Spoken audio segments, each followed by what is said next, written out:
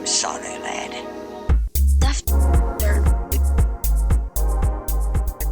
Welcome to the Psychovertical Podcast. I'm your host, Andy Kirkpatrick. It's a very windy day here in Galway, sunny Galway. The sun's actually shining. That's amazing. So this podcast is it's quite good actually. It's a conversation with Hazel Findlay, the famous Hazel Findlay. Now, before I play that conversation, it is a conversation. It's not I'm not interviewing Hazel.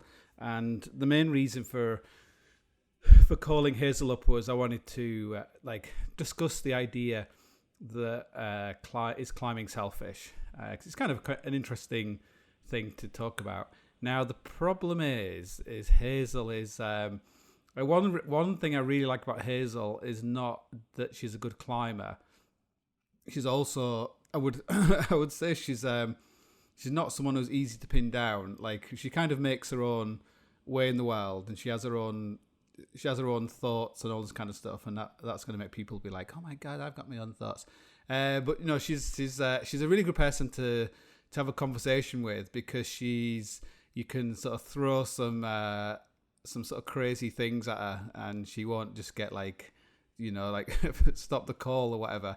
So it's a very broad conversation. We talk everything from some climbing related stuff about mental illness, about Donald Trump and Barack Obama, all sorts of stuff. And there are things in here which will upset some people and offend some people, and some people will may never listen to this podcast ever again. But you know, I feel like this podcast has really good listeners. You know, like I'm very selective of who listens to this podcast. So you know, if you don't like this conversation with I'm not your average stupid person. You know, I'm but anyway, but Hazel is like a super smart person, and I feel if you can have a conversation like this with someone else, and at the end of it, you know, it's kind of it leaves you with things to think about, then I feel like it's good. It's not just like both me and Hazel have spent a lot of time talking to people over the last 2 months, and a lot of the conversations are kind of you could phone them in, really. Like they don't really mean anything. But I think this conversation's good, and there's so many things in this conversation. Like, you could go off on, you could probably do like 20 podcasts, you know, just going off and exploring some of the things we talk about. But we just, you know, we're in different places, and it's hard to, you know, really dig into it. So I hope none of the things we talk about upset anybody. And if they do, it's, you know, that's just the way, you know, there's nothing wrong with that. It's quite good to be upset by people. And I don't think she says anything. There's nothing she says that will get her into trouble. So that's the main thing. She just says she had some bad experience with the NHS. That's probably quite, you know, you might have some impact on her, but you know, what the hell. So anyway, so I hope you enjoyed this podcast, and any, you know, I'm happy to hear any feedback, and the next week's podcast, we reference in here a tweet about me talking about mental health, and that will probably be the next podcast. I'm a week late from Mental Health Week, but I wanted to do a podcast probably based on, maybe it was podcast number 2 or podcast number 3, like a follow up on sort of mental health and mental resilience and things. So I feel like, you know, people are a little bit worn a bit thin at the moment. So, you know, if I'm going to sort of have a little talk about that, my ideas about that kind of thing. So anyway, so I really hope you enjoy this podcast, and if you find things in it which are interesting, then please share it to other people. And if you want to unfollow this podcast, then you know, that's fine. Okay, goodbye. Yeah, so we'll start the podcast. Okay. And so the podcast is starting. So today I'm talking to Hazel Findlay, who is like everybody else. She's like trapped in a room somewhere. She's in a little cell there. Yeah. I've got I've got glass walls in my cell, so it's I've not. got quite big windows. Oh, very nice. Yeah. Is that your house? Yeah.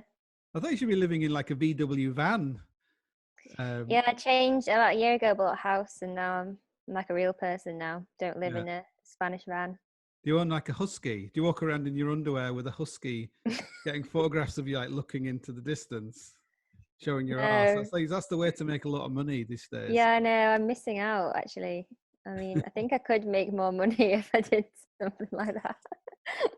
Yeah. Have you ever listened to the lyrics of Anaconda by Nicki Minaj? No. Is it a rap song?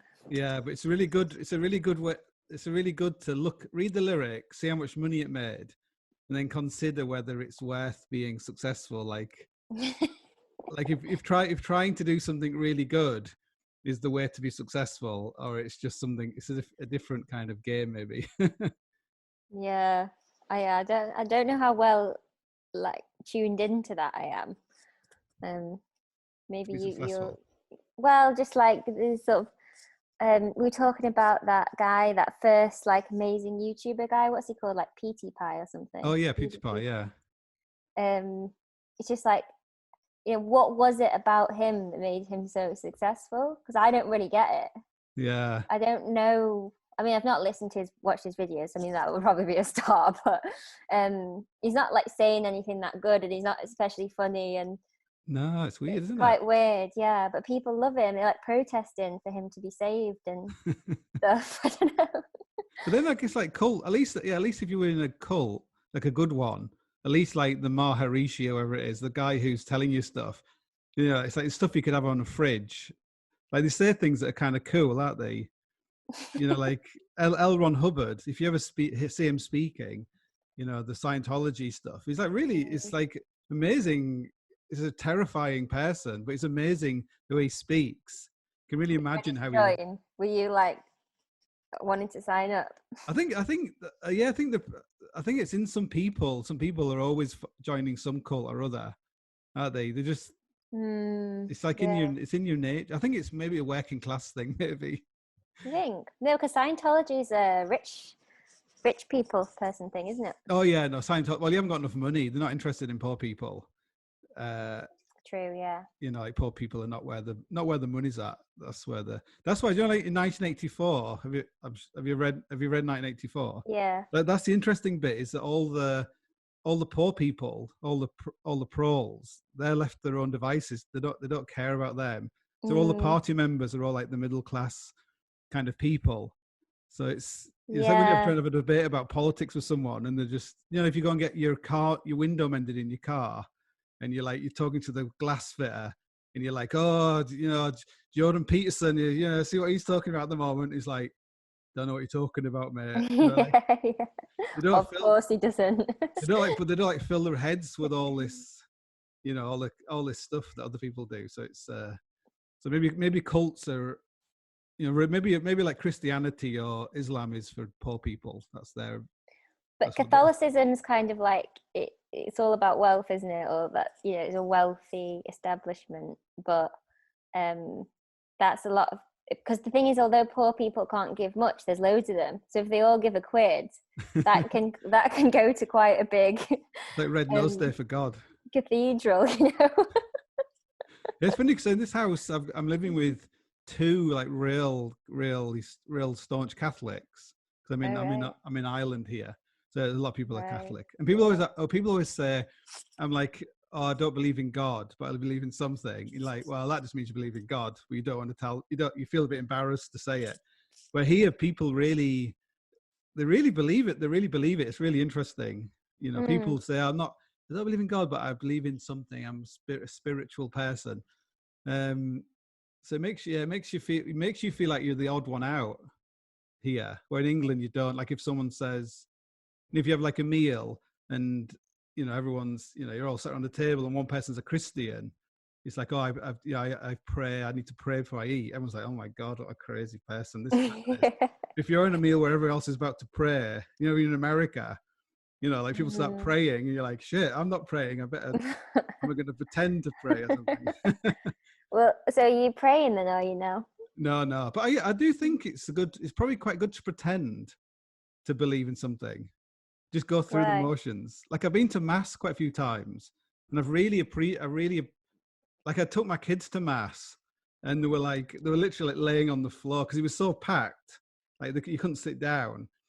All these Polish people pray probably, but they were so packed that they couldn't sit down, so they were like sitting on the floor to begin with. Then they were like laying on the floor, like going, "Oh, this is so boring. This is so boring." And I was thinking, like, have some respect, like if you're in a mosque or you wouldn't be like that, you'd plan. Yeah, There's that yeah. weird kind of cynical thing. Yeah, it is really weird that, isn't it? Like how white Westerners or Westerners in general, how they can be so disdainful towards Christianity or If you're Buddhist, you're in there. Catholicism. But yeah, if you're a Buddhist or a Muslim or a more exotic religion, then all of a sudden we have to be really respectful. Yeah. It is weird that, isn't it? Yeah, like I find myself doing that, like I mock Christianity, but it's in your default. I think it's your default settings, though, isn't it? You have to. You shouldn't really mess. It's always like don't touch your default settings because that's what you might become a Christian. Do you know when you see like you read like really really intelligent people, and then they're Christians. You're like, what? How can that? How can that be? And it's. I think I'm kind of halfway there to understanding it. I think having lived in like an Islamic country and having lived in a Catholic country, and then having lived in a country where everyone's an atheist, I think we're like maybe more bigoted in England. We don't realize it, but the way we look at other people, it's like, well, you can have your religion because you're obviously you're a foreigner. You're not as sophisticated as we are, but you're English. You should know better not to not believe in fairies or whatever. I think it's really fascinating. It's like a manifestation of how insane we are. Religion. The same with like technology, maybe like sending a rocket into sending a rocket with a car in it into space. That's an amazing thing, but it's also like a crazy thing. Yeah. Yeah, I don't know. Got some utility to it, I guess. I feel like we've covered a lot of topics in the first 5 minutes. I just had a meeting then, like a business meeting with someone about doing some coaching kind of thing. I wasn't really listening to what he was talking about, but we just end up going on these like mad tangents. I was telling him about this idea of having geotagging, where you go around like Germany. Yeah. So you have that, but it's to do with sex, and you have to tag where you have sex, but you have to have sex where there's a folly. And it's called like folly fucking. It's like follyfucking.com or something. This is my idea to make millions of pounds. And I'm telling this man on the Zoom about my folly fucking idea. And he's this really serious guy. And I stopped. I was like, when I finished, I was like, my God, what's wrong with you? Like, this guy might give you some money or employ you, and you just not anymore. You just ruined it. You just always blow everything by having no filter. Do you think that when you're in a situation where where you should have a filter, that's when you've got less of a filter? It's like this weird reverse thing. So, like if you're on stage in front of loads of children, are you more likely to mess up and say something rude than if you were actually just with your mates? Yeah. I guess you got nothing to say. The people closest to you don't really speak to them, do you? You just fill the life full of chat. Like, that's why it's good to like read the same book, because you got something to talk about, or watch the same television program. Otherwise, you just like, you don't know what to talk about. You're like, should we have a baby? That's it. It's like, should we have a baby? No, I don't know. Let's have a baby. You talk about having a baby for like 10 years, and then you have a baby, and then you talk about the baby for like till they leave home. Is this personal experience? It probably is like. You need something to, what can we talk about? Like Game of Thrones. I've seen it though. Like, arguing about watching Netflix. If you actually, you can get like an app where it looks at where your fingers are on your computer screen, on your computer keyboard. So if you press like the T a lot, you're like, it's highlighted. So you can tell what you press a lot on your computer. You should do something about conversations, like how much of the conversation is actually useful. You Or know, just like fill in the silence. yeah, like I've noticed in this house, it's always like, oh, do you want the heating on? You know, oh, it's a bit hot. Should I turn the heating off? And I'm like, What are you having for dinner? Do they I'm ask just like, that as right, from well? now on, don't ever talk to me about the heating. Fucking turn it on or turn it off. I don't care. Like, you've never asked me, I've never felt cold and I've never felt hot. So it's either not working. So it's just like one of these things where it's like, don't know what to do. I'll just ask this question. Like, oh, the weather's nice, or where's the cat? Or, you know, it's a, Finnish people aren't like that. I don't know if you've been to Finland. They You don't just really stay say anything. quiet. Yeah, they're just kind of really, really, because they always say like Europeans always ask a question with the answer in it. Like, oh, do you think we're going to miss the bus? You know? That's a statement, really, isn't it? Yeah, so they're always like, why are you? So it's kind of weird. What was that? What was our point? Yeah, so but maybe that's the thing when you go climbing, you don't really do much talking. Do you? Oh, do you? If you're on a long trip. Yeah, I don't know. There's things you can do in a climbing day to escape conversation, isn't there? Like I like hanging out with. Do you ever find that it's quite tiring sometimes to like meet up to see your mates when all you'll do is chat? Yeah. Whereas it's nicer to spend the whole day together where there's like some chatting and then there's like other things going on as well. Yeah. Because otherwise it's a bit like an interview. It's like a bit like being on a podcast or something, isn't it? It's like Oh yeah. sort of asking each other questions When about did you what they've start been up climbing? to. What was the first boots you had? What's the longest rope you've ever used? It's like, oh Christ Almighty. Yeah, because maybe like on a YouTube video, you can't monetize it unless it's over 10 minutes long. So people might take something that's actually only 1 minute of speaking, but they'll stretch it over 10 minutes to try and get some 20p out of it. Is that what you do right now? You're counting down the minutes. You're like, yes, that's another quid. That'd be like 0.000001 pence. But like I think it's the same in books. Often you've got like one idea that you could probably get into a tweet probably, but you have to expand it over like 100,000 words. Well, every non-fiction book I've ever read, I think it could have been cut in half.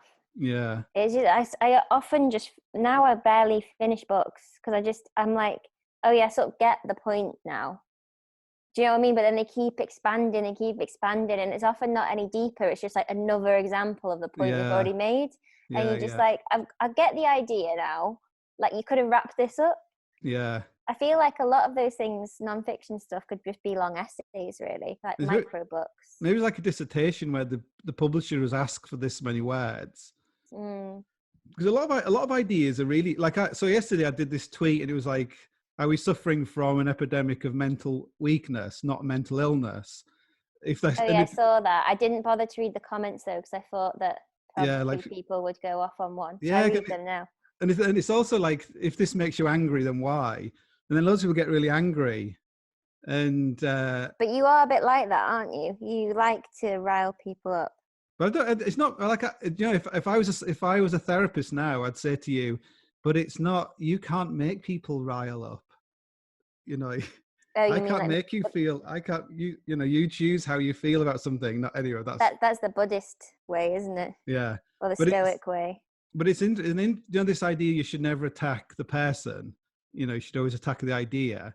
And people often put themselves in between the idea and the. So it is a kind of a weird. And even in the question, you're telling someone in the question, you're asking, why are you feeling angry at this question?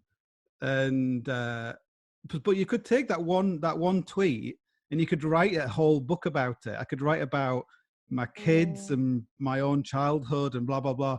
And you could spin it all out into 100,000 words. But does it need to be longer than 20 words?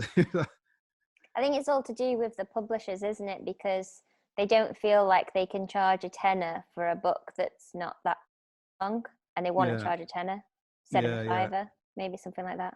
Yeah, because most climbing books is like, we went on our holidays, we got to the top, and then we came down, and that was it, really. Maybe someone died, but like if you read like Lynn Hill's book, it's like, I went climbing in every chapter of this book, and that's the that's the end. Apart from when I didn't tie my knot and I fell off. Oh yeah, that's the best bit. But because I'm writing this book at the That's why moment. that's why I don't read climbing books. Yeah, I don't it's read quite them at hard. all. It's Yeah. like Andy Cave's book. We've read that, Learning to No. Breathe. It's all the stuff about being a miner is really interesting, Mm. and all the climbing stuff is like it's just a bit boring after a while. Yeah, it's almost like climbing books are actually more interesting to non-climbers. Like my brother, he doesn't really climb. He climbed a bit as a kid, but then he stopped climbing. And he's so better versed than I am on climbing history and climbing books. And you know, he's read your books and he's read like all of the like climbing great biographies and stuff, and he loves them. Yeah. But I'm not interested in them at all because I go climbing all the time. Like I don't need to read about climbing as well. Yeah, maybe it's like someone who's like a historian of like music, and then someone's just a great musician. You Yeah, don't really need to know it, do you? Really, all that stuff. no. But you And probably know a lot of stuff that's not in books as well, like history. no, I don't. I'm so bad at climbing history. But you know, like I, little stories about John Redhead or Johnny Dawes or yeah, some stuff like that. Yeah, personal stuff. I'll remember it if like someone told me a story, yeah. but I don't know it because I read a guidebook or because I read someone's biography or something. Did you read that thing that Grimer wrote the other day about driving somewhere with Johnny Dawes and Andy Pop, and they lost control of the car, and Johnny Dawes was the passenger, and he reached over and he did the handbrake, and he's like stopped the car.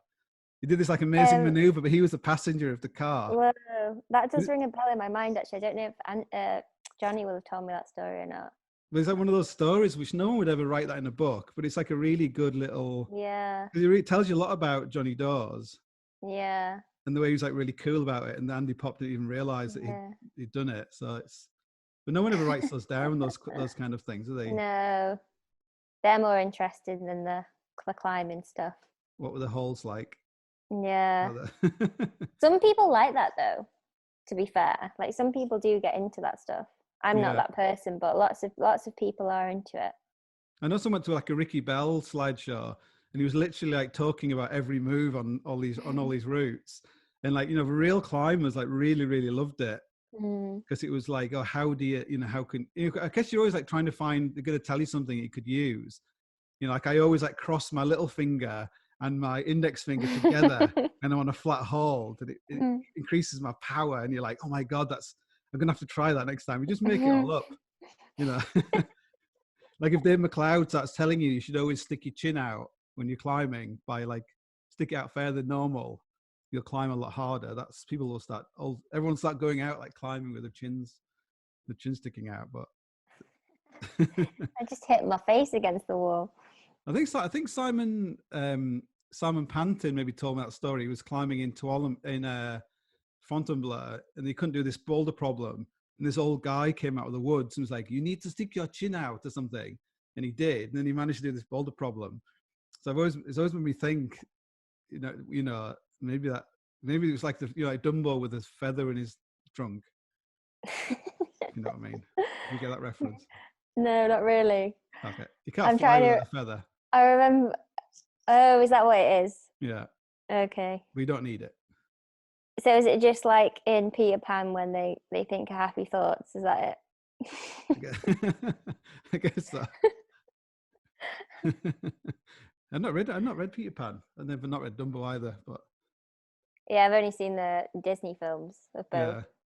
There was someone the other day, like he was an interview with someone, and he just had no references. So he was like saying like everything was like, oh, I once saw this thing on a fridge. This quote on a fridge, or then he was like, I once saw this bumper sticker. Like all these references were these like references from films or bumper stickers or fridges, and it made me think like, oh, that's kind of embarrassing. You should just pretend like, oh yeah, as the Dalai Lama once said, it is better to be a pancake than a pizza or something. Like, but you never want to just. I think it's really amazing when people are really truthful and they say, you ask them something and they go, I don't know what that is. What is that? You say a word and they'll say, I don't know what that means. Like most people don't. They go like, oh yeah. Like Vanessa's been going around saying forlocked all the time, and I'm like, no, it's Fairlord. Oh right. She's like, why has no one told me it's Fairlord? I'm like, I don't know. They probably just think you're stupid. Or they think that she's really smart and that they don't know what the word is. Oh yeah, maybe. Or Mako. Oh, you saw Mako. What's Mako? Macho. Oh, right. I thought Mako. rogue was regu for a long time. You thought what was what? Rogue was regu, just anyway. That's a proper dyslexic thing, isn't it? I think, yeah. But there's some words, have you noticed that there's some words that you don't ever say in conversation, but you know them just because you've read them? Oh, yeah. Or there's some words as well that you never ever spell. Or someone's never name. Write them down. Yeah. Yeah, and then you're just like, oh, whoa, I've never written that word before. That's weird. And it's funny. I once met Jim Danini, and he was like, a famous Patagonian climber. And it was weird because I was in the Peak District working outside, and suddenly like Jim Danini, who's this like god of climbing, like walks into the shop, this American famous climber. He kind of walks into the shop and I'm like, oh my God, it's Jim. And then I didn't know how to pronounce his name. Like I could read it, but never said it. I was like, Jim did the anyway, I thought I was an idiot. So we should, in front of him. Yeah, so we should carry it. We should start with the subject of this podcast. All right, yeah. Which is the idea of selfishness. Only because I saw you wrote a thing on Instagram about is climbing selfish. Did you get any responses? Oh yeah, I got loads of responses actually. It was like one of my most trafficked posts. Most people were in uproar that it could have even been suggested that it was selfish. Selfish people like that. Yeah, maybe, I don't know. But you're an expert in this, aren't you, Andy? I am, yeah. I have a lifetime of wreckage. In your wake. I was thinking before we get into the question, would you say you're the product of selfishness? Like, would you say your parents were selfish? My dad was. Yeah. Yeah, my mum wasn't at all. She's like the most giving person in the world. Yeah.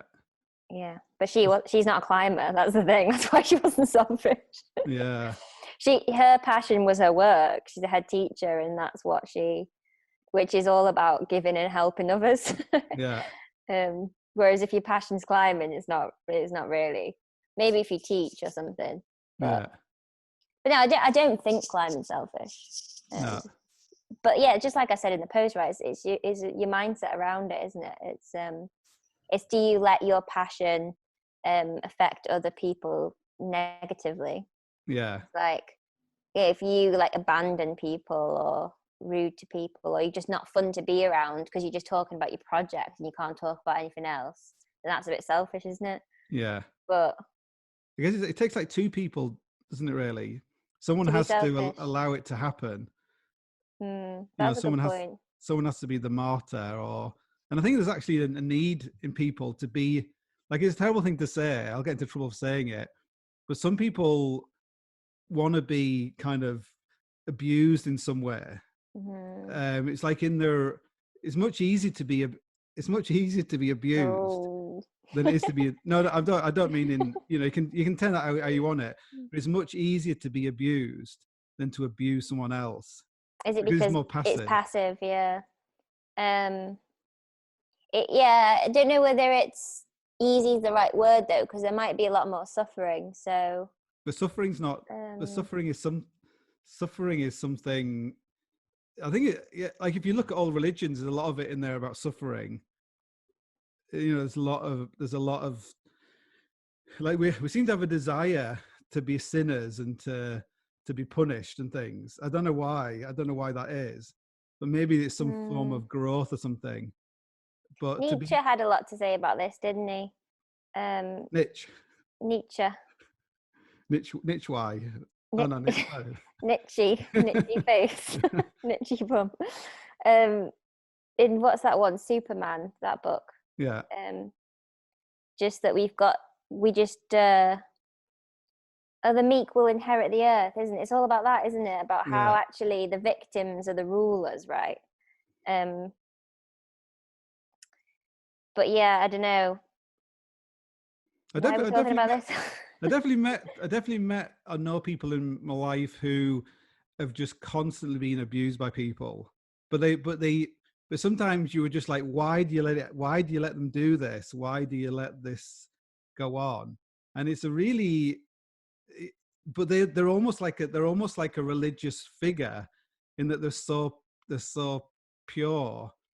Because they're a pure victim. They're the pure victim, and everyone in their life like is horrible to them, but they kind of invite it. It's one of these. It's a very important thing to talk about. It's one of these questions no one's going to talk about. But there's even been studies where people have asked, like, why did you do this to this person, and they're just, on some kind of animal level, people like, oh well, that person, they were, the classic thing is that they were asking for it, which is it's a dangerous thing to say. But it's like, why do people, you have people in your lives who just not have non-stop bad luck and terrible things happen to them, and they often make a lot of really, really bad choices, like again and again and again and again. That's like kind of one aspect. But the people who are abused by people who are selfish, like look after my kids or work 18-hour days, or people prey on those people, but I think they get something out of it in return. I don't know what it. Do you think it's just like, it's almost like two different types of ego that kind of like, it's sort of like a symbiosis, because it's like that idea that like lots of very insecure people become bullies, don't they? Right? It's like they hurt other people to bolster their own egos. Yeah. But then I wonder if like the opposite of that is like allowing yourself to be a victim in some ways bolsters an ego of a different sort, like a victim's ego or something. Yeah. Like but then I think people are just victims by just like straight up bad luck as well, Oh yeah, definitely. Like lots of people are just very unlucky in life. So I think there's some people who could be seen as victims, but they're not inviting it. They really hate it. They wish they weren't victims. But I think the people who like luck has dealt them a bad hand, they generally don't portray themselves as victims either. Yeah, they don't feel like victims. They don't act like victims. Yeah, they're just like, oh, that's so fucking unlucky. I'm going to try and do something about it. But where other people look on and like, I wish I was disabled. Like I wish I, But there's some really weird stuff that. Now I think that's like on this mental health thing. I sort of showed this thing. Is it Rose, the woman who plays like Batman in the latest Batman thing? If you look at her like bio on Wiki, the woman that plays Batman, is not Batwoman. Oh, Batwoman. If you look at her like her bio on Wikipedia, the first thing about her life, it's all about being abused, being bullied, being like all these things that you could probably take anyone's childhood and make it sound horrific. Like I've got the start of your talk is like that, isn't it? It's like, look where I lived, it was terrible, I was so poor in Bolton. Yeah. All the same. but I think the thing is with all those talks is to then subvert it and say like, this is the best thing that ever happened to me. This was being grown up like this. This was the greatest gift ever. And people are like, you're not supposed to say that. It's supposed to be like a Charles Dickens kind of, thing. Yeah. So you looked at this woman's biography, and basically she's like saying, I'm a wounded, abused, $200 million person in the bank, successful actress. Where I think a lot of people don't have that. And so I think that a lot of young people don't feel like you're anything unless you're nothing, unless you've got some massive trauma. Like if you're in a soap opera, you have to be the character who's like, oh, like feeling sorry for this person, like. We love the underdog, don't we? Yeah. That's the thing, and that's maybe why some people like to be victims in some way, because you see it in climbing a bit, don't you? It's like, people like to be the underdog, don't they? They like to be the one that people don't expect to be good. Like I noticed that in my own climbing, right? Like before I was a professional climber and people knew who I was and stuff, like there was so much I did enjoy, like my ego enjoyed that whole like, oh, that random blonde girl walks up and no one expects her to be good, and then I am good, you know, and you feel like a bit special. Now everyone expects me to be better than I am, you know. You're like a superhero. And I sort of like watched my friend Maddie go through a similar thing, because then she was sort of the underdog, you know. She like started climbing a bit later, and like no one expected her to be good, and then now she's really good, and you have to learn like to like deal with people's expectations in that way. Yeah. You know, there's a weird thing about people. I don't know if it's the same with climbing, but so someone like Elon Musk, everyone wants him to fail in a way. They want all his businesses to go bust, and they want him to lose everything. It's almost like, see, you know, and you know, when his rocket blows up, you know, half the people are like, says you're right. But in climbing, it's not quite like that, is it? We don't want Adam Ondra to break his leg, do we? No, it'd be really. I can't really think of anyone. I can't think of anyone you wish them unwell, really, in climbing. You know, not proper climbing. Maybe it's because they're. Yeah, why is that? But do you not think in climbing you can never be this pathetic? But you know, you have to be the strongest version of who you are. All that code you have, I'm a pathetic whatever. As soon as you start climbing, you're like, fuck that, I'm gonna have to, you know, like someone wants to commit suicide, you take them rock climbing, and they're like, take, I'm coming off, and you're like, I thought you wanted to kill yourself, and they're like, change your mind. Have you ever done that in real life? I have climbed with people where I did kind of worry they might kill themselves. Oh God! I think that's happened. I think Dennis Gray went climbing with someone, and he untied from the rope and he jumped off. No way. It does happen. Oh God. So yeah, that'd be pretty bad if that happened when you're climbing. But I think there is that out and your mate commit suicide. Yeah, I guess some forms of climbing, like mountaineering, is a form of suicide anyway. Yeah. But you know, like when you get the, you know, when you're actually doing it, it's a bit like now, like everyone has this. We're all living in our subjective reality in their houses. And as soon as you go outside and you leave behind Channel 4 News and BBC News, you go out and you go, actually, things aren't that bad outside. You know, I almost can't see what the problem was. You know, like I thought I was going to commit suicide this morning, and now having gone for a little walk, I'm feeling a lot better. So you're saying that the news and social media is depressing, and it's not just depressing; it creates like a mania and psychosis in people. You know, you can if you get people around a table, you can tell who reads the newspaper and who watches the telly and who doesn't. Like I've got a relation here, and every time now and again they come and they like cover their mouths up when they're coming near the house, and I was like, you know, we're talking about the World Health Organization, and oh, isn't it terrible, Donald Trump and the World Health Organization?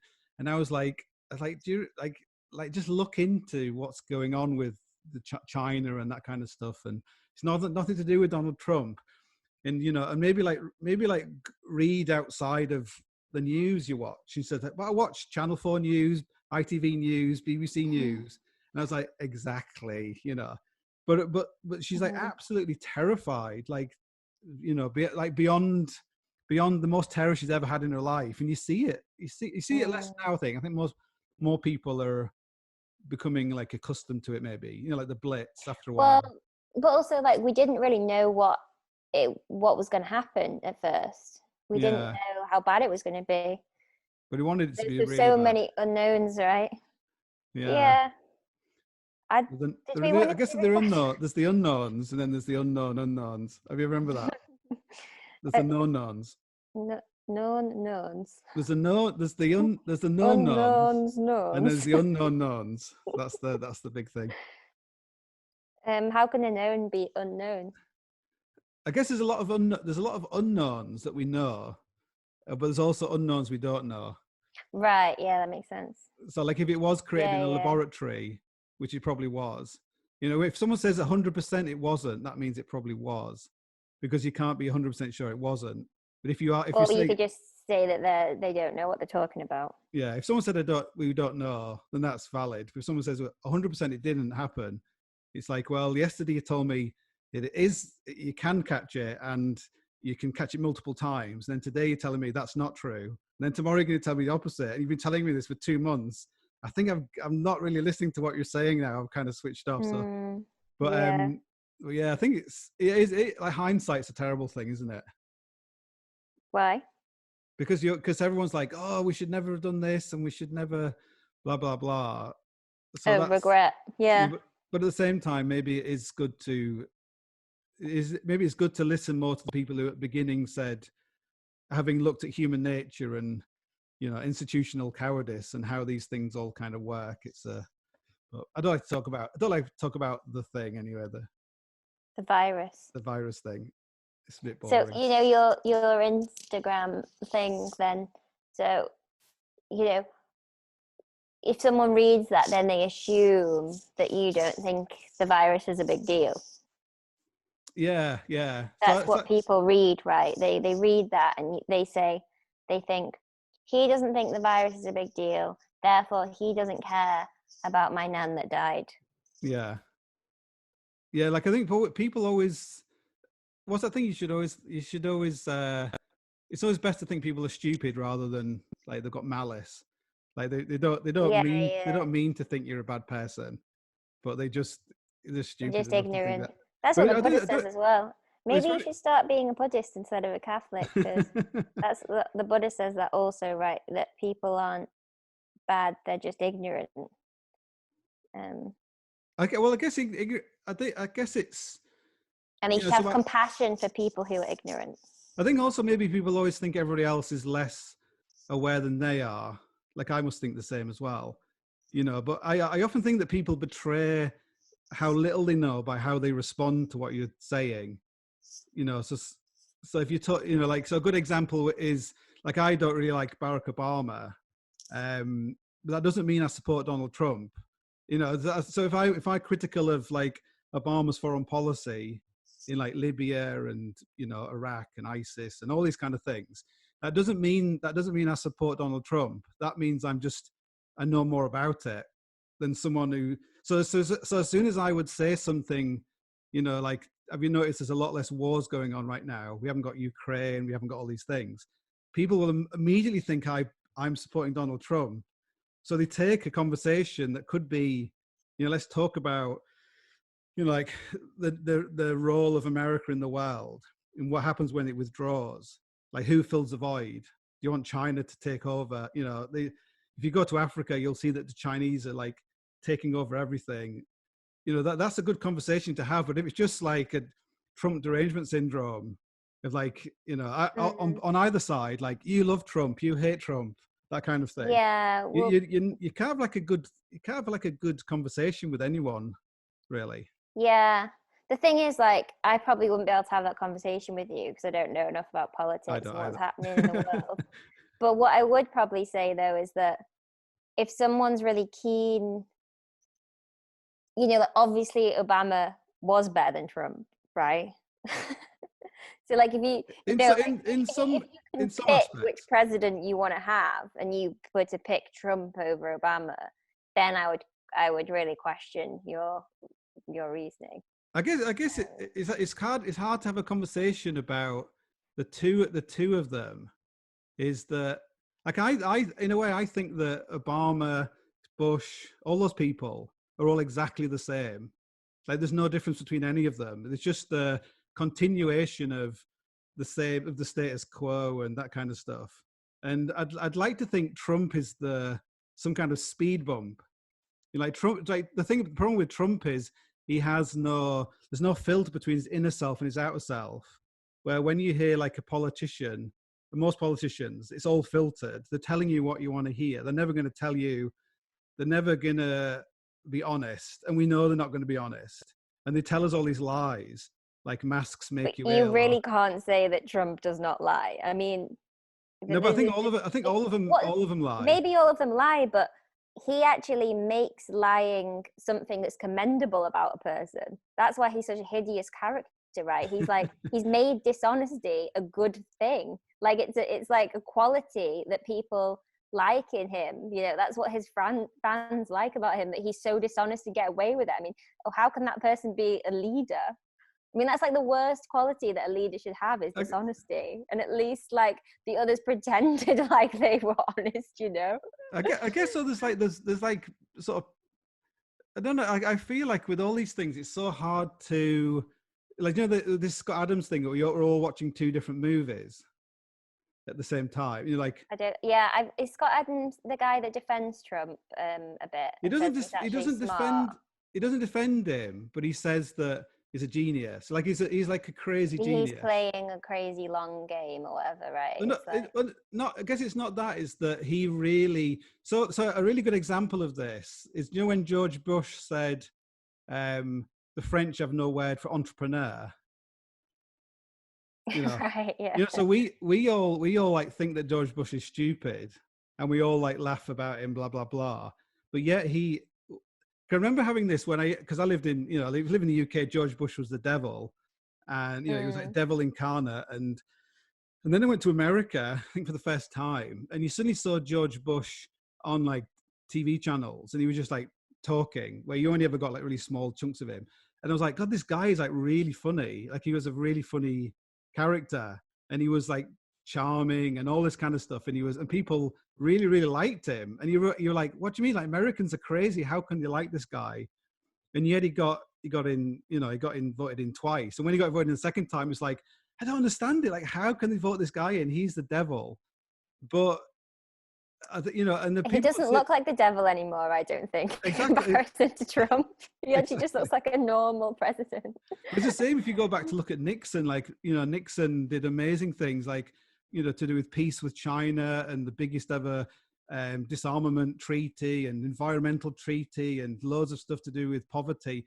But we just see him as this, like, this devil from the 1970s. And now I think with the way everything's filtered is, I think it affects our sense making in a way. Like, I think at the moment it's like this General Flynn thing. You know, we had 3 years of Russian collusion, which turned out to be completely false. And it's completely destroyed the democratic system, and it's just destroying politics and journalism and everything else. And that's the biggest story of our age. The fact this thing didn't happen and it was all made up, but no one talks about it. And it's just about like Trump is misspelling things. But these like fundamental things about democracy that are nothing to do with supporting Donald Trump. So it's like, and I feel, I think part of maybe how a mental health issues are partly to do with the psychosis caused by that you know, like we get told that Donald Trump is a Russian KGB agent for 3 years, like every single time we put on the television, everything we read, and then it just disappears. Like, oh, it was a mistake. And like I was saying things don't get followed up, do they? There's no follow-up. Well, because it's all an illusion. It's all fiction. It's designed, it's kind of making people mentally ill. But I think that's the thing that I find most disturbing, how really smart people who are way more smarter than me are kind of invest in things that are obviously not going to, is a kind of a cult, I guess. Is you really want these things to be true because you've invested 3 years in your life into something. Do you not also just think that it's a little bit about conformity, and you conform to the ideas of your tribe or group? So, you want to conform because you want to be seen as a good person, right? Like that's how I kind of think about it a lot of the time. It's virtue signaling, right? Like what you believe and what you say about certain things in politics is to do with how you want to be seen as a person rather than what you actually think is true. Yeah. But it also makes you uncomfortable, and it makes everybody else uncomfortable to have, like, even now talking about this Donald Trump thing, it makes me feel uncomfortable talking about it because I know that people will listen to it and they'll think, oh, he just likes Donald Trump, which isn't the case. Like, no one could like Donald Trump, but they can. But like from my perspective, like I just don't think that you feel uncomfortable about anything because you say all sorts of things that are like really controversial. No, but I just assume that you don't care what people think. No, like this morning, because I said that tweet and then I was reading some of the comments and I felt like, because people were actually took them quite seriously, I had to reply to some of them. And is that the same tweet that was on the Instagram? I think it was and it was on. I'd replied to a few people on Facebook. Yeah. But the thing is, you're in the middle of writing a book. You haven't got time to really go through all these things. So Vanessa this morning was like, you're not yourself today. What's wrong with you? Are you stressed about something? I'm like, no.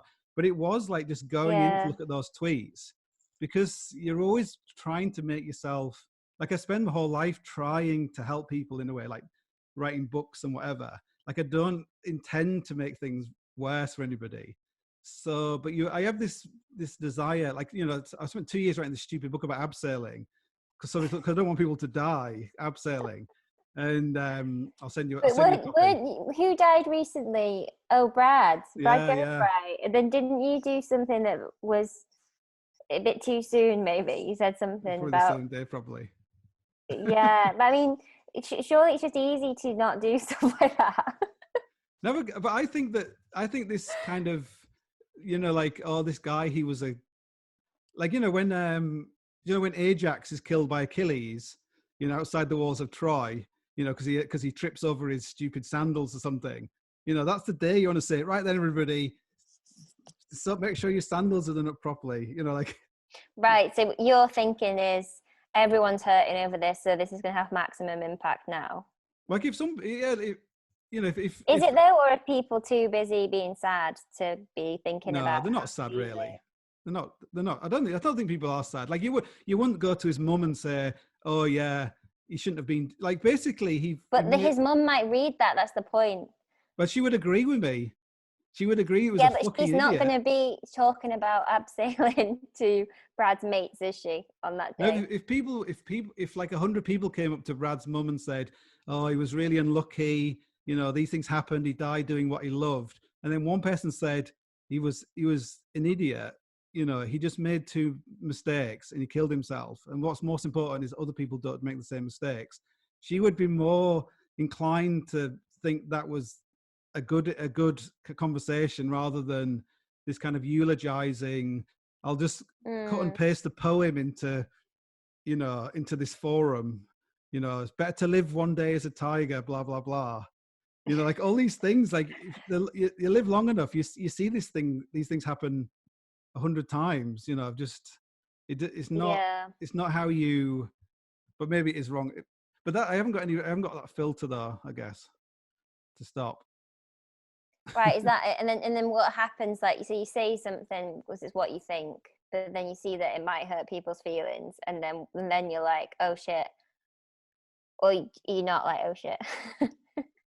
Yeah, I guess, yeah. I guess you have the Dr. Jekyll, Mr. Hyde. Like when Mr. Hyde, Mr. Jekyll, whichever one it is, when you go back to normal, you're like, oh God, what?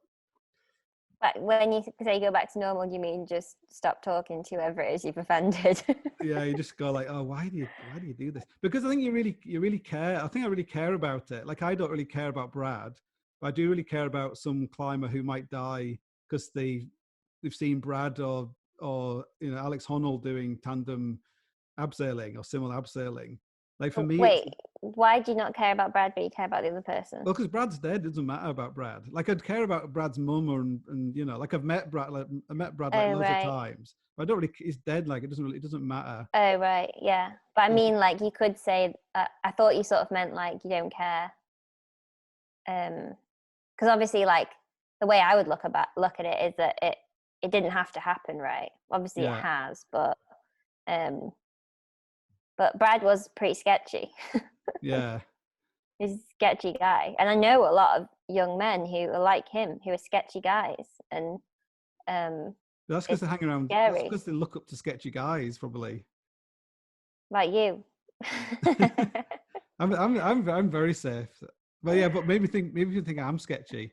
I probably am a bit sketchy. Yeah, people definitely think you're sketchy. Yeah. If they read your book and read the you on doing these aid things, I think that's sketchy, wouldn't they?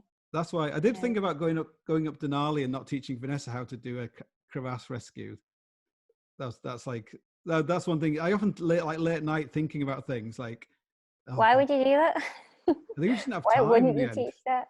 Oh, so you already did this. Yeah. Okay, right, yeah. But I mean, I've done loads of things like that though, because like I guess like climbers maybe more these days, like they do have a proper apprenticeship, right, where they go on courses and stuff. But some do. I don't go on courses. I never went. Like the first time I went alpine climbing, I just wore trainers with plastic bags in between the socks and the trainers. You know, and but yeah, people, yeah, probably still people. It's hard to know, isn't it? Like, what's, I mean, I think you could relate this a bit to the coronavirus situation now, isn't it? It's like, to some extent, like, modern humans are just so hell-bent on minimizing risk at all costs, aren't we? It's like, people die. Like, we seem to be okay with some risk, like going, like, if, for example, say we had like never had cars up until this point, everything else was the same, but we didn't ever have cars. And then someone just like made the car and then built motorways. And we did a risk assessment. And then someone said, like, this is how many people are going to die on the motorways every year. We'd be like protesting against motorways. Yeah. We'd be like, this is terrible. Like, what you want, you getting from A to B faster than this time is more important than this many lives. And because that's what we're doing now with the coronavirus to some extent, aren't we? It's like we're weighing up certain things against lives as if we've never done it before, but of course we've done it loads of times before. We do it all the time. So like, is that something that climbers do more better than other people? Like they, like you think so, more. But then you read some of the forums with climbers and you're like, oh, maybe not. I don't know.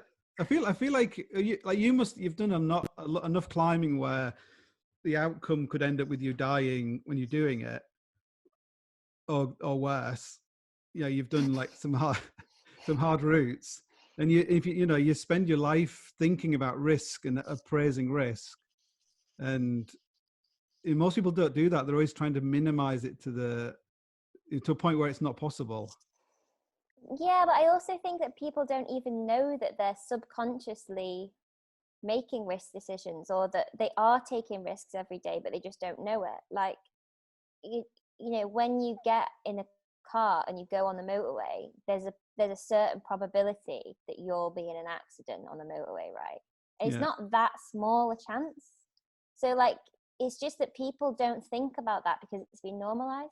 Yeah. You know this thing that, like, we used to have sex, like everyone used to live in the same room. You know, everyone would live in one room in the past. So people, like, sex was like very, very normal. Like the stories, you know, people would be having, you go to the pub and people would be having sex like against the table. You know, like this was like 300 years ago. So, you know, people would just like defecate everywhere and there was no privacy whatsoever.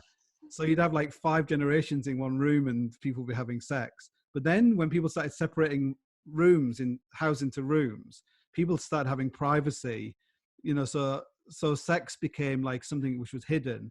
So that's where pornography came from, because people it went from being like a normal thing to being something that was secret.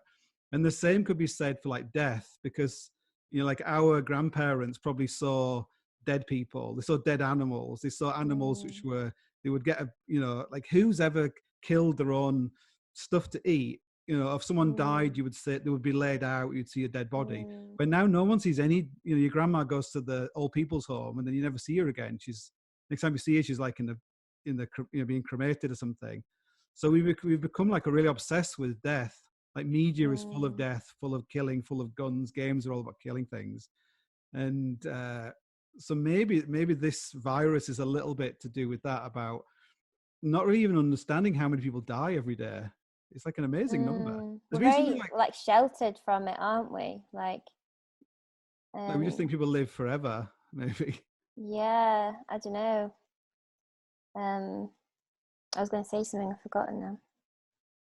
It's like I shared something the other day, and it was something I saw somewhere. It was all these figures of how many people have died since January, and it was something like, the miniatures I shared it was said to be like 16 million abortions or something, and it was the abortion number, or 11 million. It was like a really high number since January, but it had like numbers for people who died of starvation and blah blah blah, all these kind of figures, and it was like really amazing amount of people die, like, you know, die every month or every day. And I think we just have this disconnect, you know, from life and death, really, but also from life. Like, people aren't really having babies either. The number of people having babies is massively down. So it's almost like everyone is trying to keep stay alive as long as possible and not allow any other new life to come in a way where in the past. Hopefully we can merge with the robots. Yeah. But we can live forever. I don't know. Ready to but be. I think like legality, the sort of like lawsuit culture is probably a part of it as well, isn't it? Because we've made people culpable, haven't we, for deaths, and so that's probably part of it too, because everyone's terrified of being sued. And we have very high expectations as well. I think we're all sold, like in the UK, you're spending about 50% of your income on various taxes and everything else, and in return for that you get this control. Everything should be controlled, education, health, everything on your behalf. And I think it's a bit like buying insurance. It's only when your house burns down that you realize it doesn't work, or it's very difficult to make it work. The same with policing. The idea of the police being there responding and protecting you is okay until you need them to respond and protect you. Then there's no one there. So I think maybe now this is yeah, but then on the other hand, though, it's like we do have social, what's the word? The opposite of chaos. Safety net. No, just things work, right? Like we don't have chaos. We don't have like structure. Yeah, we. But is it? Dropping the word. But like, one of the biggest fears out of this coronavirus was that we'd lose that social structure, that social conformity, and we cohesion. Would get, that's it, social cohesion. That's what I'm looking for. And that because you just imagine it, right? Like, say, for example, like things got so bad, right? Say that this virus, it wasn't the virus that it is, and it's like a flesh-eating bacteria that like destroys your first day. Like, we've all seen, like, I think like week one of the lockdown, we watched 21 Days Later. Have you seen that film? Yeah. Imagine that a prequel to 28 Days Later. Oh, right, yeah, that's it, 28 Days Later. Imagine just like if like the electricity goes or like internet goes and you've got no way of knowing what's going on at other parts of the country, and all the supply chains end, and it is fragile, actually, society. And even though you say like, oh, until you want police to come and sort something out for you, I get your point, but at the same time it's like we don't actually have to kill each other to last piece of bread either, right? Like things are working quite well, and that's because of this like shared belief that if you do something wrong, the police are there to punish you, or that you will be protected. And then there's this thing that's called money, and we all believe in that, and it does work quite well. Yeah. You go to Somalia and see the opposite. Well, yeah. But I think a lot of it's just, I think a lot of the things, they work as long as no one uses them. Like, I think maybe that's a problem with a lot of you create this we're kind of going back to this, well, not selfishness, but like I think we talked about that for 2 seconds, didn't we? Well, you have like you have a finite resource to help people who are disabled or unemployed or ill. But if everyone starts availing of it and everyone feels like they're disabled, and I think there was one point where it was like 20% of the UK workforce was on disability benefit or something. It was some crazy figure, and because so many people like use the system like that way, it meant they had this terrible reversal where everyone was being appraised, people who were genuinely disabled. And I guess we're going off the topic here, but these kind of systems, I think, are kind of illusionary. They're not meant to be used. They're meant to make you feel safe, like having a rope. Like, how many times, you don't want to be falling off the whole time. You want, if you're on a big trad route, it's just there in case you fall off. But if everyone spends their whole life just falling off, they'll never get anywhere. That's my job, is to get people to fall off. Yeah. That's my main job. I guess it's good to know it's there. You have to know that's there to trust it. Yeah. Yeah. So, but yeah, it's But I don't funny. know Like, if the social safety net. I don't know. I think I probably do trust it. I think I probably do think that if everything went tits up, then I would probably be looked after. I don't know if that's true or not. I don't want to test it, but that yeah. is what I think, and that is a nice thought. And I think that that's probably, it's better in our country than it is in most other countries for that. Like even in the States, right? Not having healthcare is such a, there's no net there, is there? It's like if you mess yourself up, then you're in debt for the rest of your life or whatever. Yeah. And that's pretty shit. Often seems like it's the people in the middle who suffer. Like if you're really, really poor, the system's in place to help you. And if you're really rich, you don't need any help. It's often the people right in the middle, you know, who can't get free healthcare, but they can't afford healthcare. There's a weird, I think that gap is like getting bigger and bigger. I think like in Ireland, you pay, I know like, so in Germany, I think you pay maybe is it 2,000 euros or 4,000 euros a year healthcare, but it's like private system. And in Ireland, it's similar. So you pay like, you know, like 150 euros every month for your healthcare. But if you haven't got any money, then you get really good healthcare in Ireland because it's free. Do you get the same as someone paying Yeah, 150 euros a month? So I actually kind of like that system. I actually want to pay more and get better healthcare.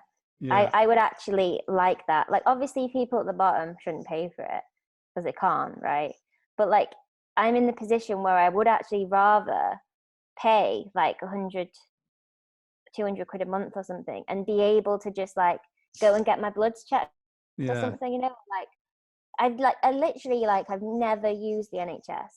And every time I do, it's a terrible experience. I'm going to get hate for this, but like, I'm a fan of the NHS. I think it's great that we all have a healthcare and stuff, but I actually think I'd rather pay more and get just a bit of a better service. I think maybe because just being an athlete in training, like, you don't just want to not have diabetes, right? It's like our standard of health is so low. Yeah. I actually want to be like at the top health. I don't want to just like not be dying.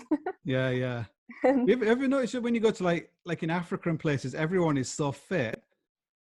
They're like amazingly fit. Like they're super. I don't know if you could say that about all of Africa. I think there's definitely a lot of health problems. But like the majority of Africa, more like a lot compared to the West, you know, most Africans have a lot less than we do, but their standard of living, if you don't look at just what they're living in, it seems a lot higher. They seem to be a lot. You know, I don't know if you watch this like Walking with Elephants program that's on at the moment. It's like one of these, some guy walking with elephants. But it's quite good because you actually see, you know, what Africans really live like. They're not all like living, you know, like big pot bellies and stuff. You know, most Africans have like they have enough money and they can eat and all this kind of stuff. But, you know, everyone is like so fit and, so, you know, kind of cheery, and, you know, they're not like telling you their problems and trying to commit suicide. I don't know, but a friend of mine, she's from Ghana. And I was saying to her, like, what's the mental health like in Ghana? And she just like burst out laughing. And she was just like, she just couldn't even think, you know, like, you know, but it's almost like the more you have, the worse it becomes in a way. Like it's like the trap, I guess it is. Well, I think it's an inverse you, isn't it? It's like, you know, your quality of life and your well-being increases with the amount of money you make to a point, and then it starts decreasing. Yeah, I think it's like 24,000 euros apparently.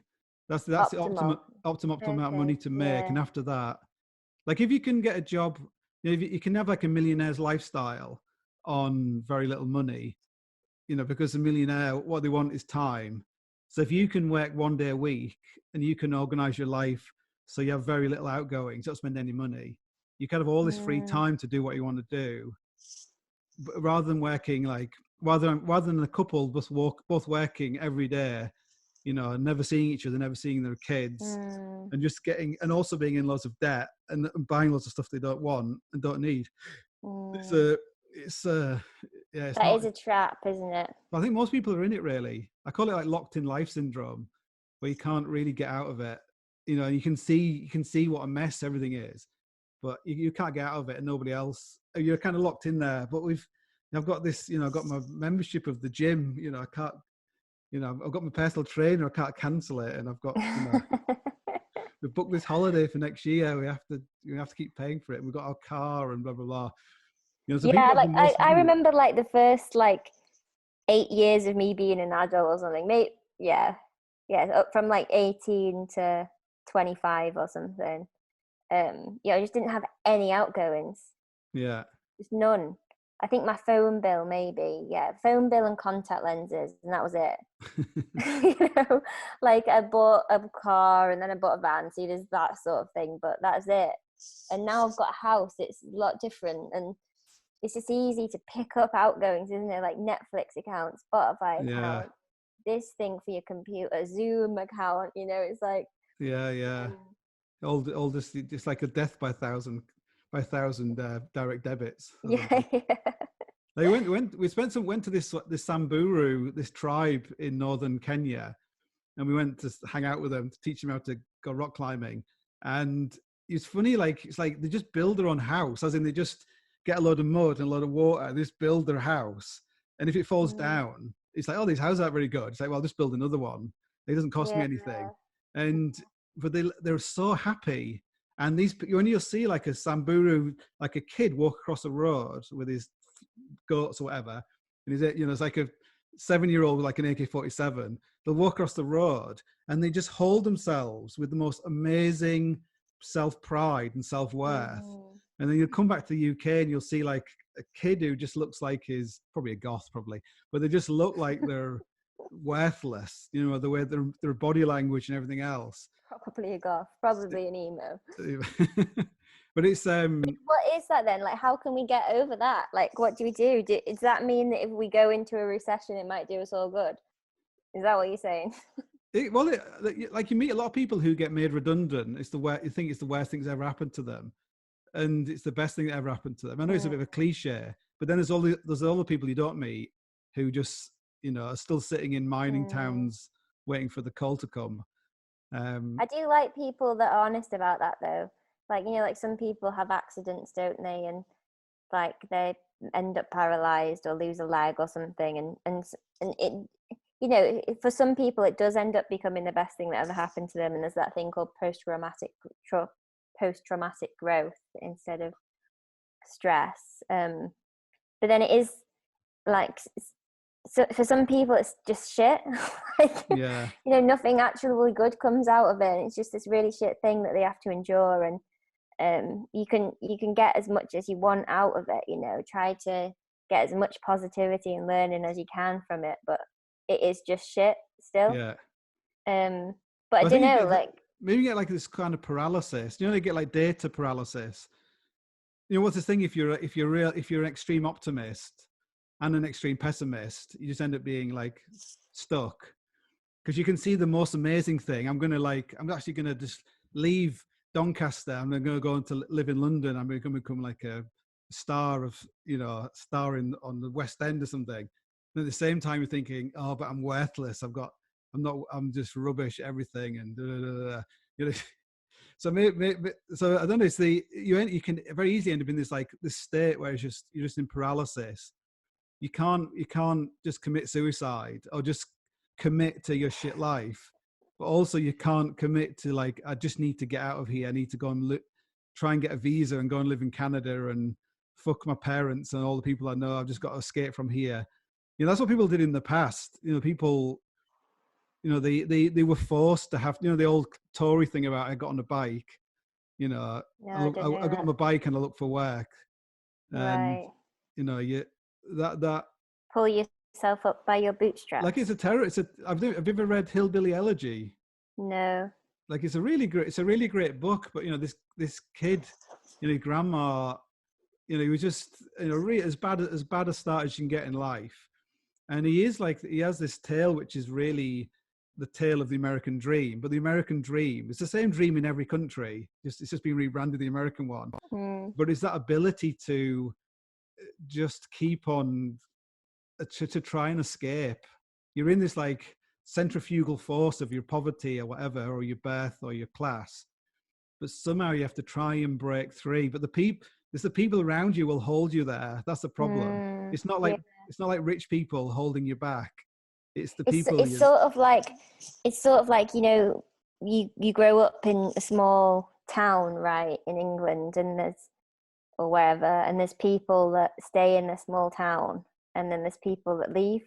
It's sort of like that, isn't it? Like people just get stuck, and everyone who's a kid, especially if it's a bit of a shit town, like Warrington was where I was a teenager, right, and it's a bit of a shit town. It's probably not shit as Bolton. That's where you grew up, isn't it? Yes, but almost. It's probably quite shit. And like there's people that left and people who didn't leave, but the people who didn't leave, they're still talking about leaving. Yeah. Do you know what I mean? Like if they just said like, oh, it's all right here, actually I don't mind it, and I like all my mates and my family and I'm gonna stay, but it's like everyone wants to leave or talks about leaving, but they don't. But when you go back, like, it's so nice. Everyone speaks the same accent, and you have all these memories of being there. Back. You never go I don't back. know. I don't think I'd like it even, really. I find it kind of. Actually, I do find it. I don't have good memories actually that from my childhood mostly. I'm quite happy to be an adult, you know. Like some people sort of look back on school life or whatever, and they're like, "Oh, they were the best days." No, it's the best days are when you're an adult and you've got your freedom. Yeah. And I guess maybe just people are fixed once they get to 18. They're like fixed in place. You know, before they know it, they're got kids, they got all this kind, they've got a job and all that kind of stuff. Right, yeah. You know, like once you're signing on, it's quite hard. Like if at the worst case scenario, and once you got your housing benefit, and once you're signing on, all that kind of stuff, it's really hard to get out of that kind of thing. Yeah, I didn't know about that. But you can have like a really good life. Like I don't know what it was that made me not keep being on the dole. Like there's no real reason why I didn't just still keep signing on. But you can have like I think it's just like the challenge of like, because, you know, I've often thought about this, right? Like, because in some ways, like, I could just be a professional climber. I don't need to be a coach.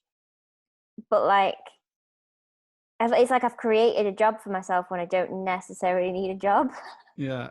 It's probably a good idea for lots of reasons. But then, yeah, I have thought of it. I don't know if you've ever asked yourself this question, but like, you know, if you just got loads of money given to you, like what would you do? Because I think it's better for your mental health, isn't it, to have direction, to be like, I need to do this stuff to earn money. Yeah, reason to exist. Well, yeah, it's just like a project, it's a challenge, it's just like, I mean, I could just go climbing all the time, I think, but it's probably better to have a job as well. Yeah. I think I'd probably be less happy if someone gave me loads of money. Yeah. Yeah, I think because I've been sponsored 3 times. I was making like enough money, like a living out of it, like 12 grand or whatever. And all 3 times I stopped. Like that was my decision to not want to be sponsored.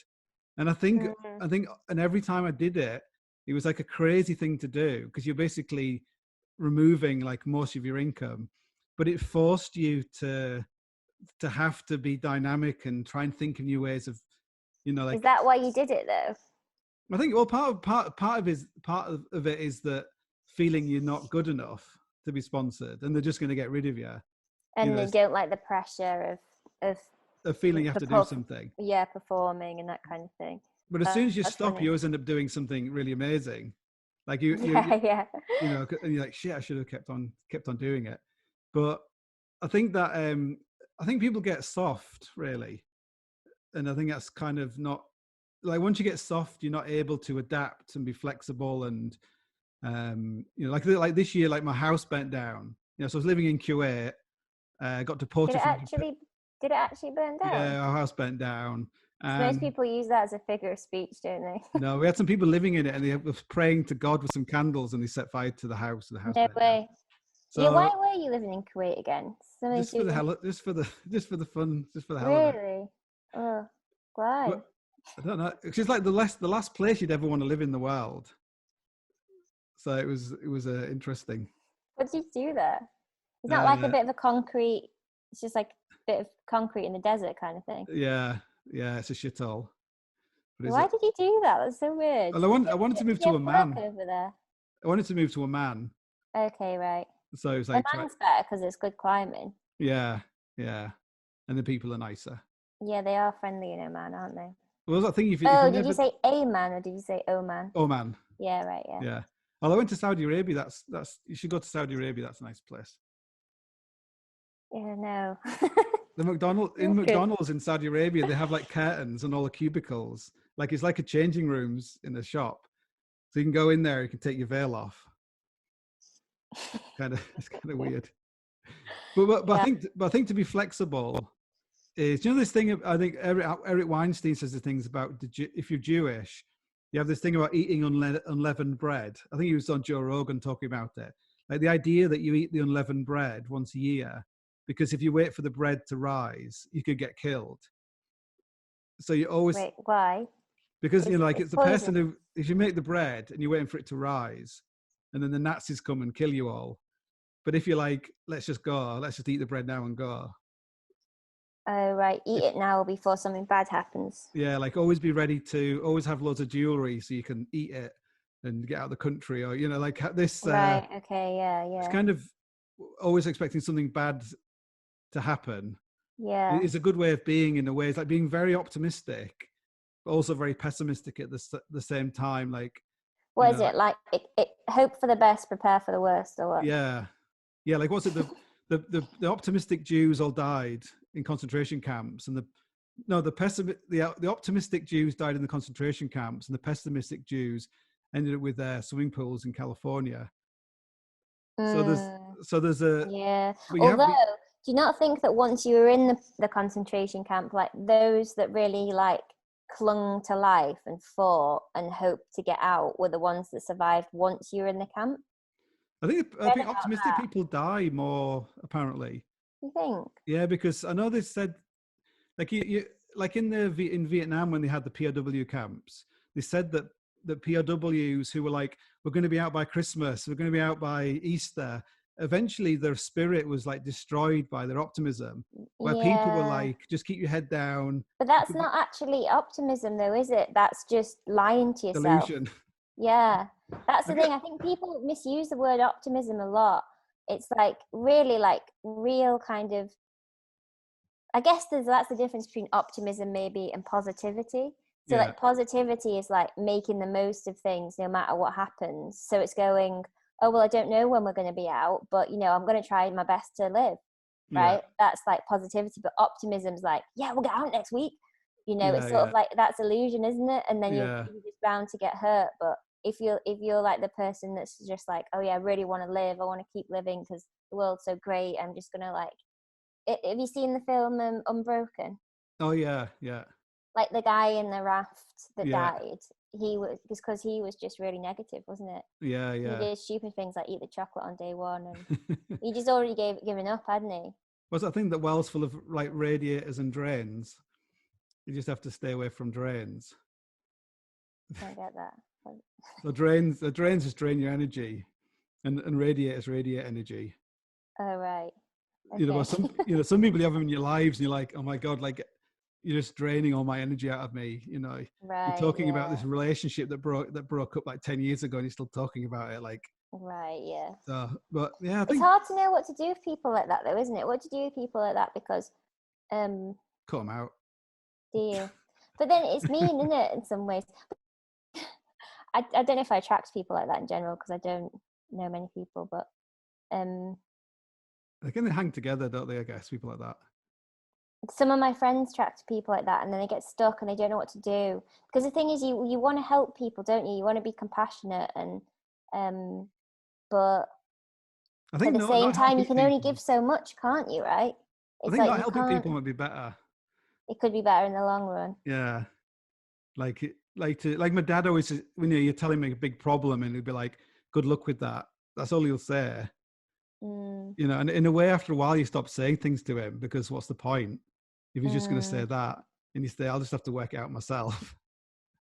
Yeah, I don't know though, because I think this is a bit more of a woman thing, female thing, but well, it's good to just talk about your problems sometimes, and you don't really want solutions or answers. You just want to like air them. Yeah. And then you actually can just move on after that. You're just like, all right, cool, yeah, I can get over it. But you kind of need to talk about it first. Yeah, I think you should do that as much. If you have a window, you can air them. We'll have this conversation once, and then we can have it a second time, but that's it. We can't talk about it again or something. Yeah, maybe you need a buzzer whenever you repeat something. You're like, and then there's a dick, and then he's still so I think sometimes like talking about these things is as close to being with that person or being in that situation that it's like the next best thing to it. Like stalking someone is the next best thing to being with someone, if you know what I mean. Like right. But I think human beings have really weird connections to things. Like, like a child will, if a child can't, be loved, it'll like misbehave, because just someone being angry at you is the next best thing to someone loving you. Is it? Yeah. Oh, because the worst thing would be to just be ignored. Yeah, that would be terrible. Yeah. Yeah, that's the Forgotten worst about. thing you could do. Yeah. To be not important, not even important enough Yeah. to be. But I guess that's the why you have the naughty step, and you have all these. I don't know if in society what you have. You just get banned from everything, from Twitter and Instagram. Maybe I don't know how it would work. Deplatformed. Yeah, but I don't know if we've come to any conclusions about whether climbing's selfish or not. But I would say it is interesting. It's not selfish. Oh, but we already said it just depends, doesn't it, on your mindset and your attitude and yeah. What do you think about people just like taking massive risks and because of their egos? Because do you think it's honourable to like walk into a mountain knowing that you might not come down? Do you think that's a great achievement, or do you think it's probably just because someone's got a big ego? I don't know if the ego is like the right word. Maybe they've painted this canvas and they're in the middle of it and they can't escape. If you that is someone's ego, right? I guess we paint a canvas of ourselves and then we have to live up to it. Is ego not like a massive driver? It's like an engine of like people doing things. Like you don't do it just for the good of your heart. You do it because you want to, like Napoleon or, Gandhi or but Mother Teresa. They also all the wars in the world have been caused by men's egos, probably, right? What? Do you know what I mean? Like, would we not be in a bit of a better world if these people would just had slightly smaller egos? Or I don't know. I guess it's maybe we wouldn't have gone to the moon, but we might have had fewer wars. Well, I always have this debate. The old debate about women. Women shouldn't have the vote. It's like a really old-fashioned thing. I think that women's views, a woman's view, 70% of women see the world very differently from 70% of men. The others can kind of agree on things. Where I think that maybe at the moment we're not making a fully feminized world, and we're not making a fully masculine world. If that makes any sense. Like no one is really happy. Right. Like women are unhappy and men are unhappy. I don't know if I agree with that, actually. So someone said what you should have, that men should run countries and women should run like the local schools. Councils. So they run the community and they look after everybody. And then men just stay out of that. They're not in, like, the government isn't allowed to interfere with how things run in the country. And they just deal with like planning railways and, not getting into wars or whatever, or getting into wars.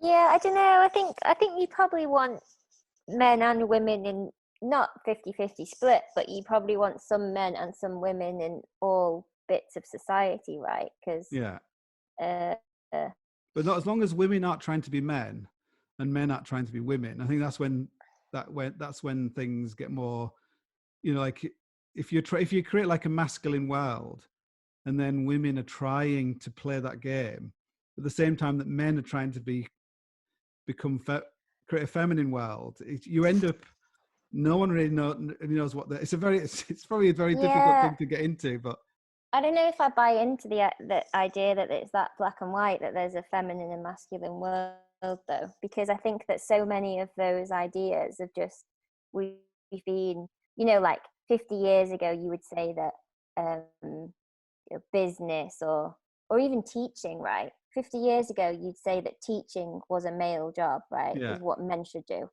And now that's when it was good. That's when education was good. But now, if you say teacher, you probably think of a woman, right? Yeah. I think a lot of people might think that women make better teachers than men. I don't know about that, but you certainly don't think that teaching is a male profession, right? So are all of our ideas about what a man's world looks like are probably just aren't potentially the most useful ideas for a best society. So, well, someone said we get rid of these structures and ideas. We don't replace them with anything. We just leave a space, and we have no real idea how to fill it in. Ideas of what it is to be a mother or a father, or we have an epidemic of people not knowing what the fuck they're doing at the moment. In a way, if you look at on all the scales to do with crime and everything else, there is things are kind of breaking down, and maybe it's because we're removing all these structures and things. Are things breaking down, or is like crime actually lower than it was 20 years ago? So I would argue that people don't report crime because they don't think it's worth it anymore. And crime is like, I would say so, but it's because again you have you have different kind of ideas whether the misreporting or unreporting of something means it doesn't happen. Like, would you feel safer walking through Manchester on a Saturday night than you would have 20 years ago? I don't know. Yeah, I think so. Would you? I think so, yeah. Or I mean, it's the thing, right? So like, yeah, I don't know. Like, isn't it the case that we always think things are getting worse? It's some weird part of our psychology. Have you ever read any of Steven Pinker's stuff? Yeah. And he's just like, actually, if you look, and there's that other guy as well that it's Factfulness. Have you read that book? Yeah. And it's like, actually, that it's because all our models are old, and we've got a negativity bias, and we watch the news, which has got a negativity bias, and actually by almost every metric you can think of, it's getting better, right? Like, poverty is down, like globally poverty is down, and crime is down, and racism is down, and like everything's actually getting better. No, I believe that. That we might be more, like our radar has become more sensitive, and we expect more.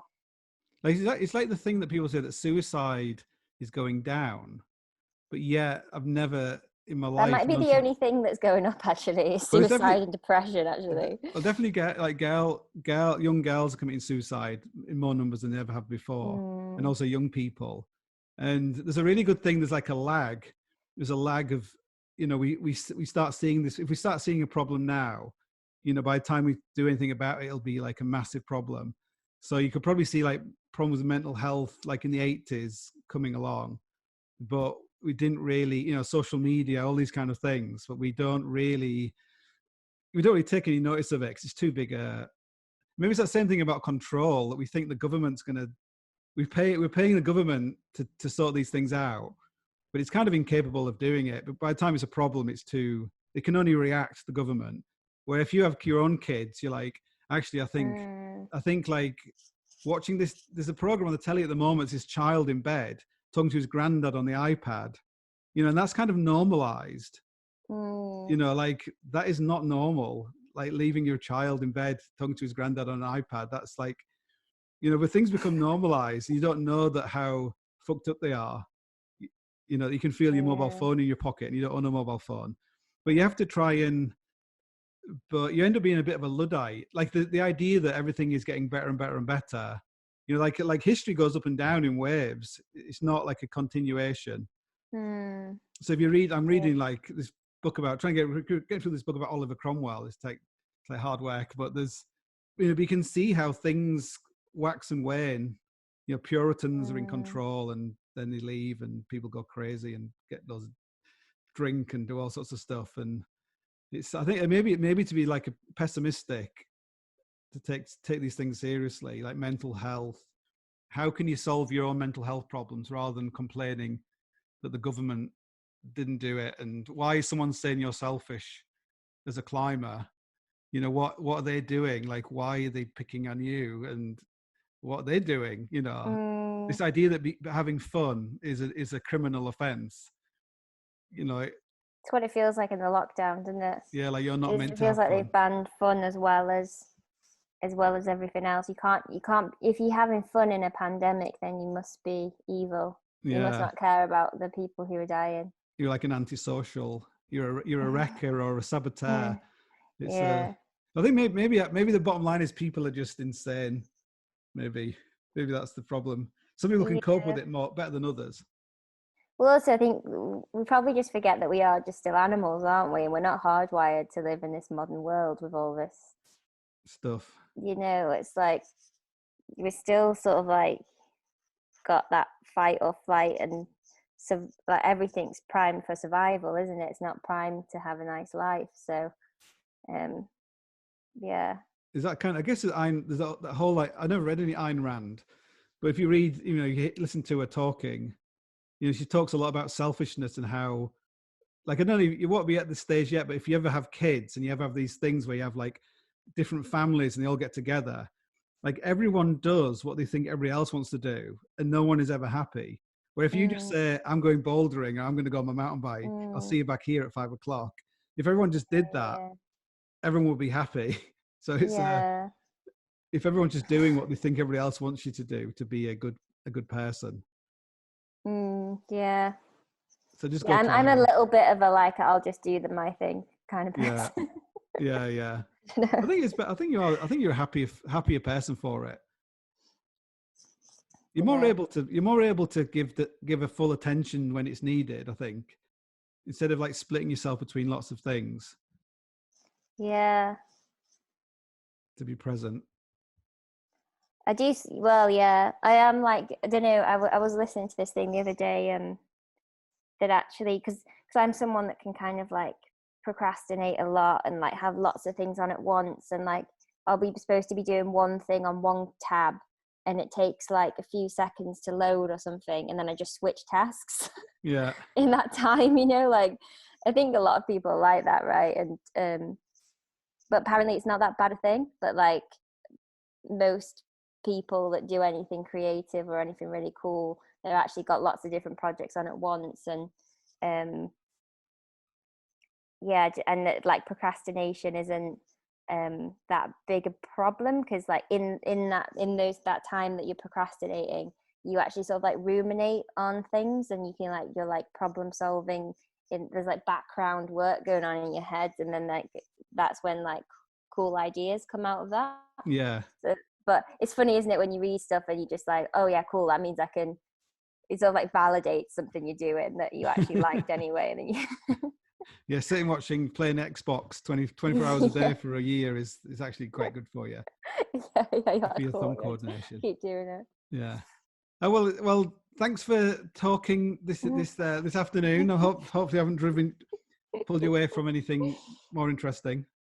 No, it's been fun. I hope you haven't had any. I'll edit out any really terrible things when you were slagging off the NHS, or when I was French kissing Donald Trump or something. I'll edit those bits out. Yeah. Well, the thing is I'm guessing that your fans that listen to you talk aren't that sensitive. So hopefully not. That's what I'm assuming. They're very adult. They can take a bit of offence, maybe. Yeah.